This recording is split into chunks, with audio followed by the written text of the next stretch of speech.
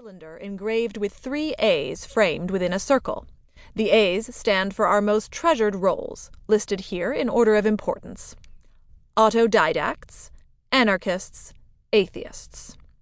The following motto is engraved underneath the cylinder: "In this false world, we guard our lives with our deaths." The motto also appears at the bottom of a still life of a mallard hung from a noose, completed by my great-great-grandfather, Shams Abbas Hosseini, in the aftermath of Iran's failed constitutional revolution at the turn of the 20th century. Upon finishing the painting, he pointed at it with his cane, nearly bludgeoning the mallard's face with its tip, and, his voice simultaneously crackling with disillusionment and fuming with rage, famously declared to his son, my great-grandfather, Arman Abbas Hosseini, "Death is coming, but we literati will remain as succulent as this wild duck." This seemingly futile moment marked the beginning of our long journey toward nothingness, into the craggy pits of this measly universe. Generation after generation, our bodies have been coated with the dust of death. Our hearts have been extinguished, our lives leveled. We are weary, as thin as rakes, hacked into pieces. But we believe our duty is to persevere against a world hell-bent on eliminating the few who dare to sprout in the collective manure of degenerate humans. That's where I come into the picture. I, astonished and amazed at the magnitude of the darkness that surrounds us, am the last in a long line of valiant thinkers. Upon my birth, the 5th of August, 1982, and on its anniversary every year thereafter, as a rite of passage, my father, Abbas Hosseini, whispered a monologue titled "A Manifesto of Historical Time and the Corrected Philosophy of Iranian History, a Hosseini Secret," into my ear. I include it here, transcribed verbatim from memory. "Ill-omened child, I present you with the long and the short of our afflicted country, Iran, supposed land of the Aryans.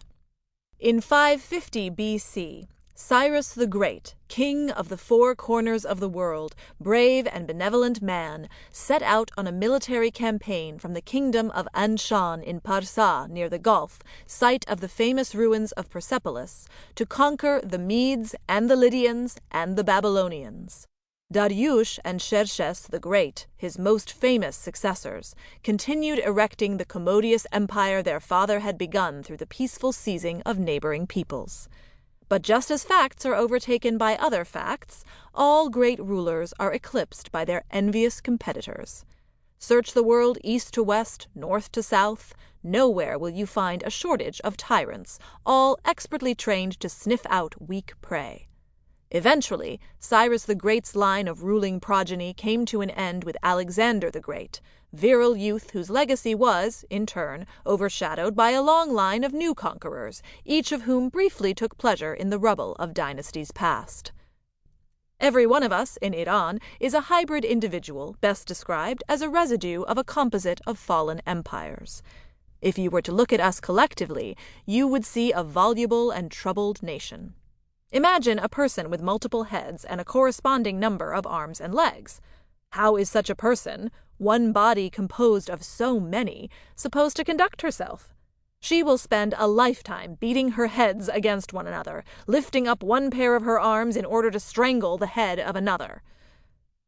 We, the people, varied, troubled, heterogeneous, have been scrambling like cockroaches across this land for centuries without receiving so much as a nod from our diverse rulers. They have never looked at us. They have only ever looked in the mirror. What is the consequence of such disregard? An eternal return of uprisings followed by mass murder and suffocating repression. I could not say which of the two is worse. In the words of Yevgeny Zamyatin, revolutions are infinite. By the 20th century, the Persian Empire's frontiers had been hammered so far back that the demarcating boundary of our shrunken nation was bruised. It was black and blue. Every fool knows that in order to keep surviving, that which expands has to contract. Just look at the human heart. My own, reduced to a stone upon the double deaths of my father and my father's father, both murdered by our so-called leaders, is plump and fleshy again.